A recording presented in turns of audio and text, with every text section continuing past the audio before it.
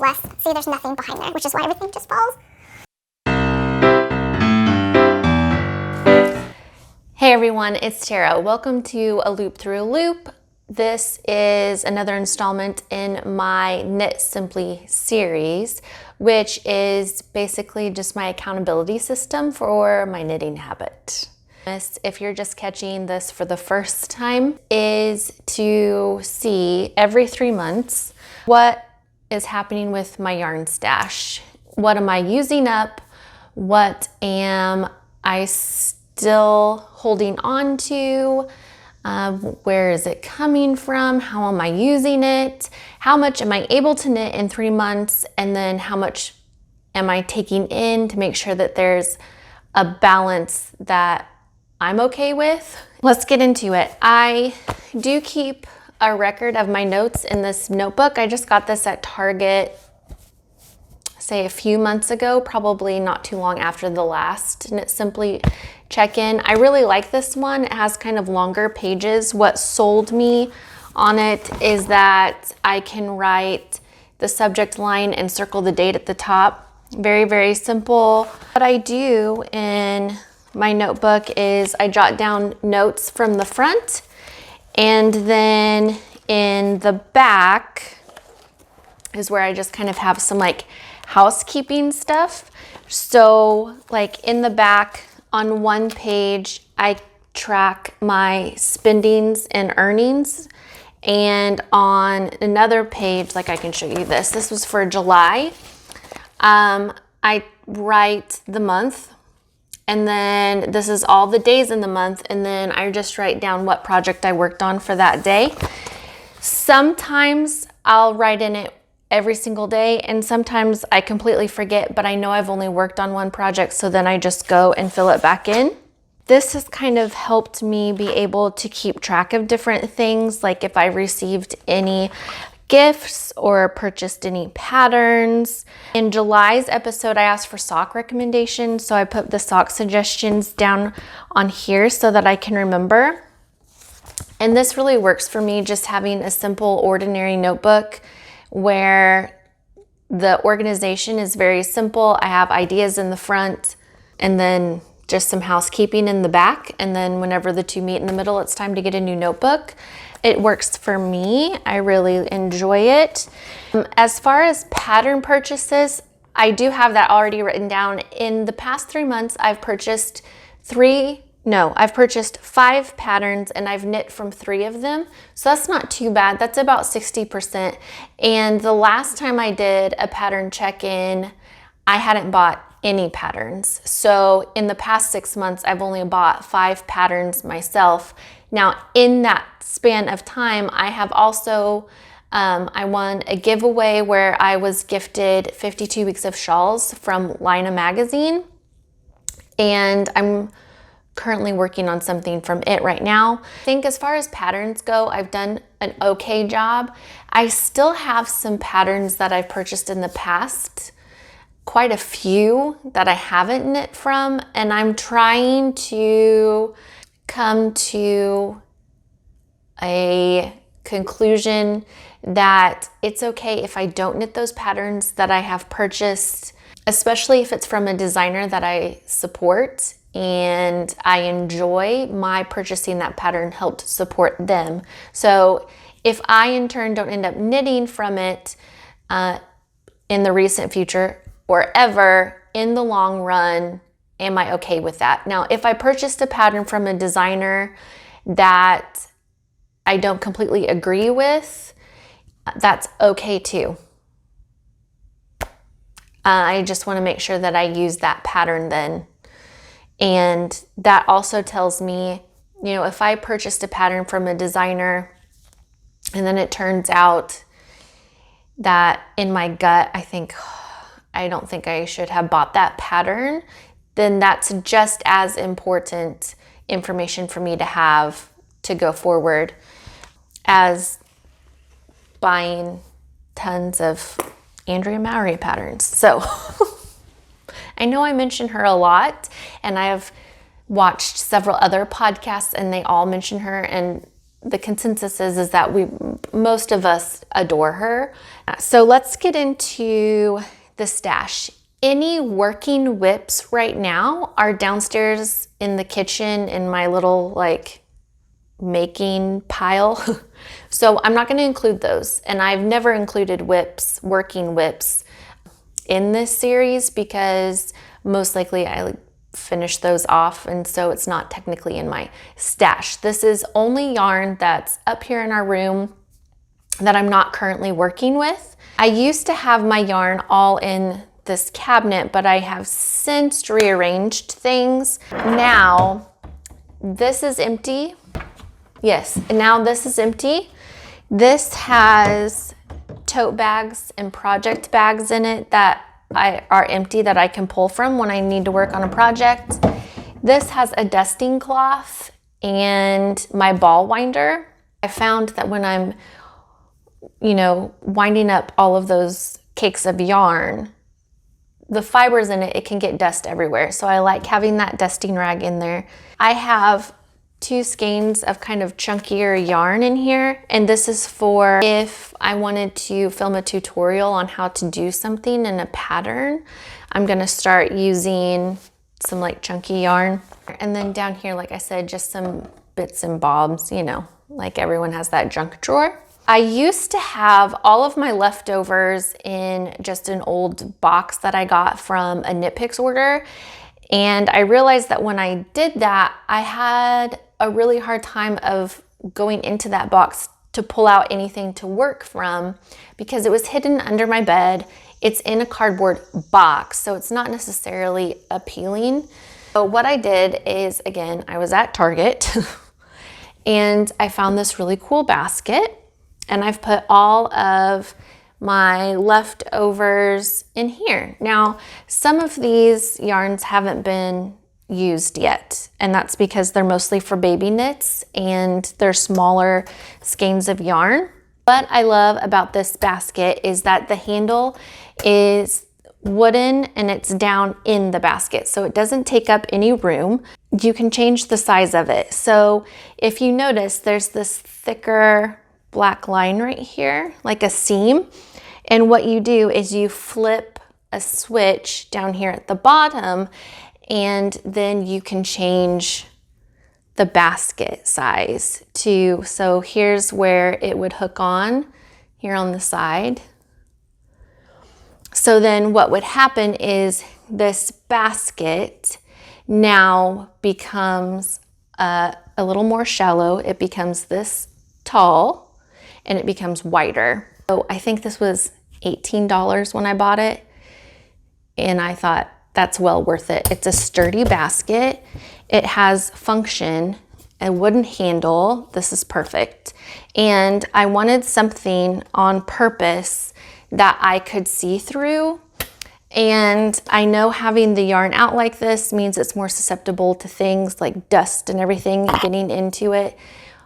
But that should really just motivate me to use it up so that the dust bunnies and any other things that could be lurking around don't get to it. There's a lot here.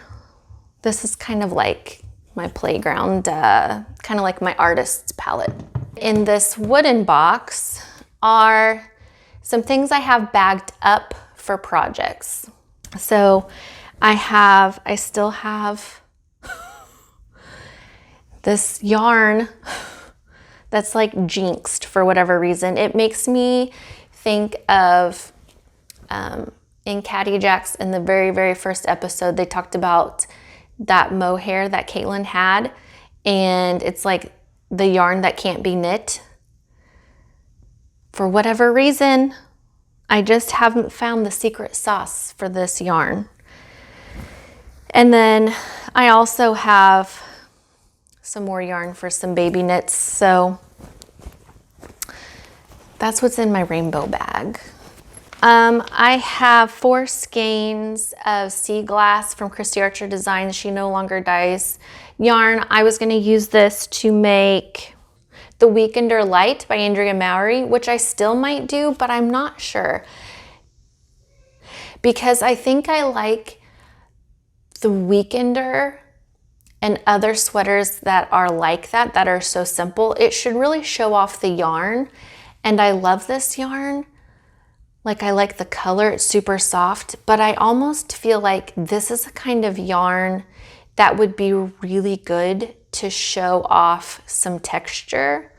Then in my kind of wild, crazy tall bucket bag here, I have still that's no longer in the cute little, like, this is how it came. This is, this is what happened when I frogged my Illuminate sweater, because the yellow that I had purchased didn't go with it. So I still have, this is Holstgarn Sweet Pea, and what I did, I wasn't gonna buy any yarn, and then I bought some yarn.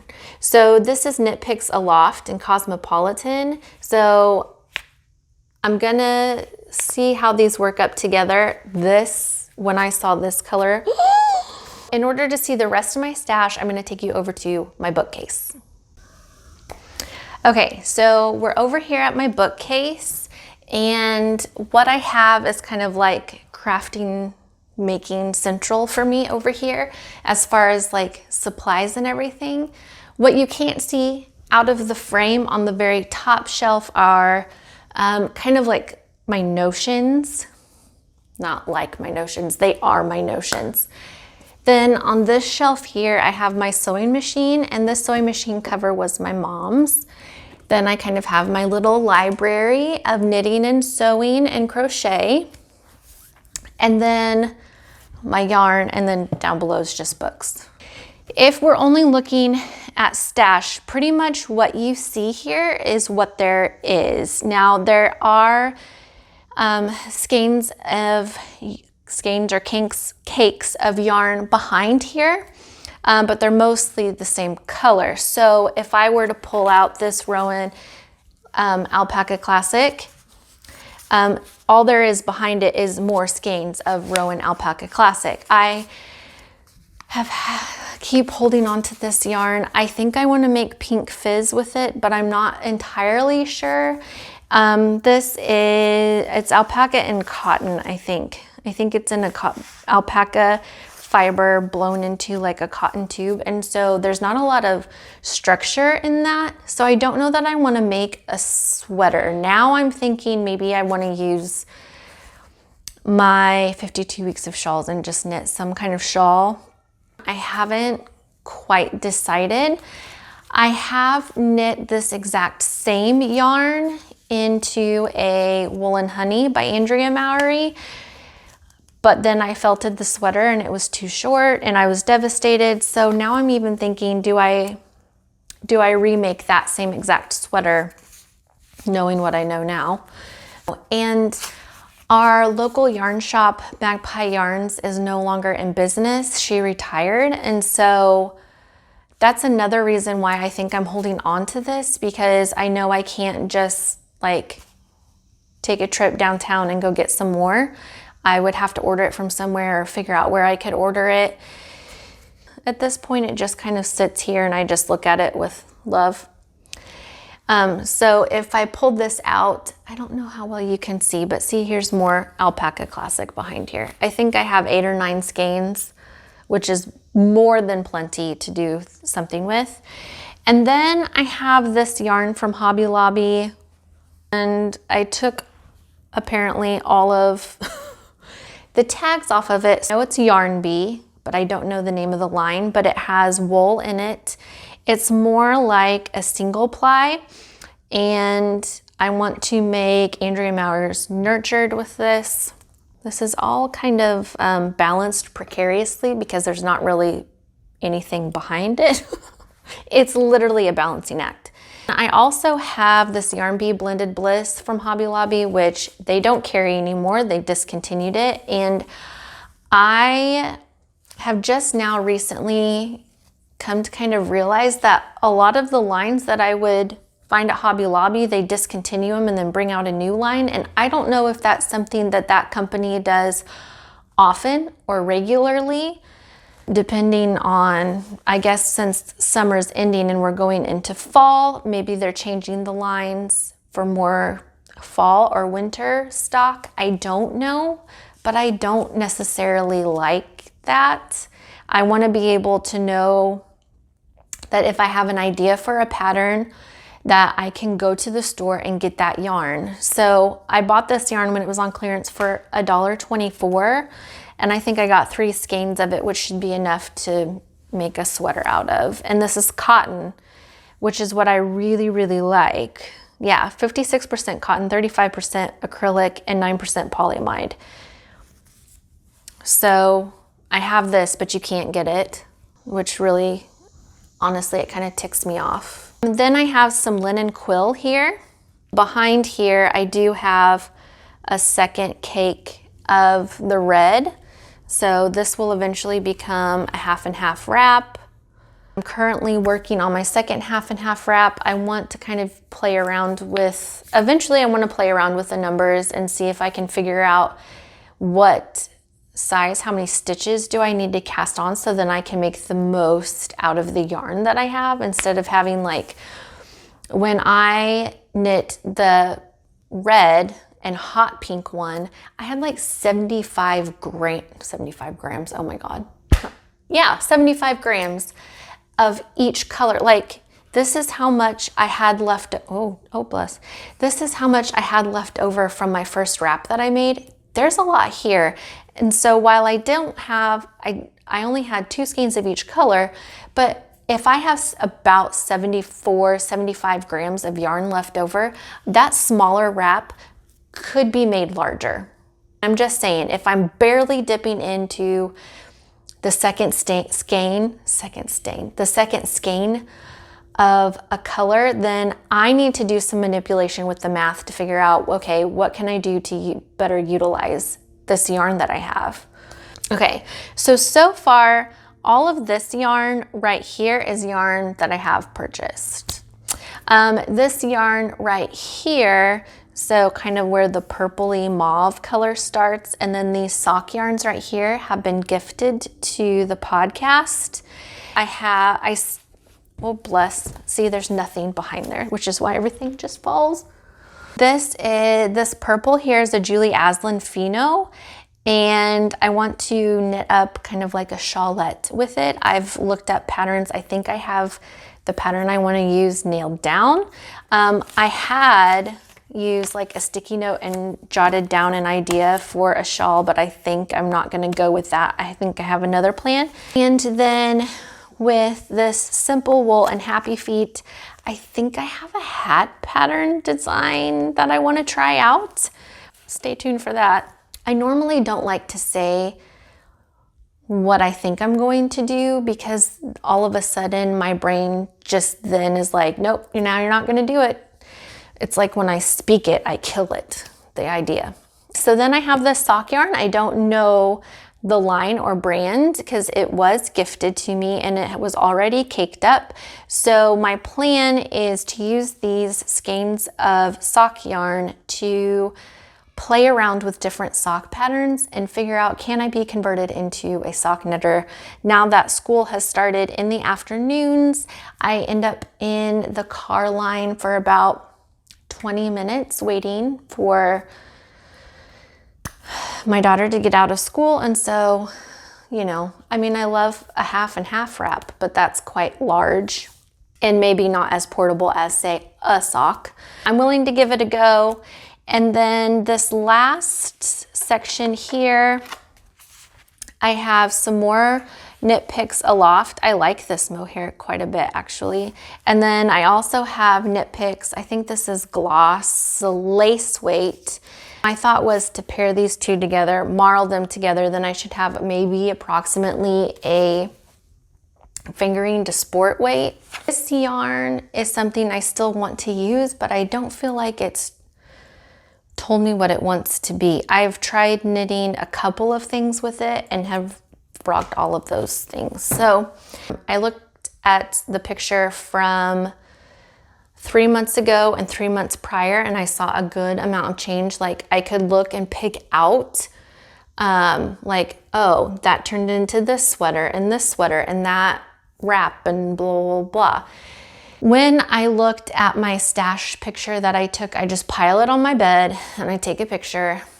when I looked at the stash picture from 3 months ago in June, I didn't see a lot of change. And in my head, I was like, but I know that I've made things, like I have knit. In my head, I'm also thinking that stash picture also does not, it's a snapshot of my stash right then. It doesn't capture any new yarn that's acquired within that 3-month time span. And so that can also affect things. When I look at my past stash pictures, I want to see what's happening with the amount of yarn that I have.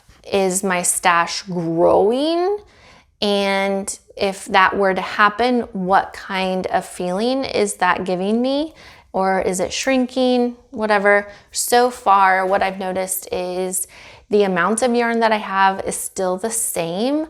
All of the containers that hold my yarn are still able to hold the amount of yarn that I have, which I'm very comfortable with. It works for me. And then I'm also, besides the amount of yarn, I'm also looking to see any other patterns. Are there color choices that I'm seeing? Are there any shifts? I still quite like these colors here.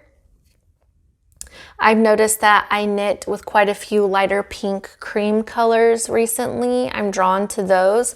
Plus, I'm also drawn to kind of a, for lack of a better way to describe it, a sea glass color, like a kind of like a light teal, light turquoise, minty color. I'm really drawn to that. So I'm seeing what colors I'm drawn to. Then I'm also looking to see, can I pick out yarn from my stash that has turned into actual knitted pieces? Looking at the picture from 6 months ago, I could take out quite a few larger chunks of my stash that turned into something.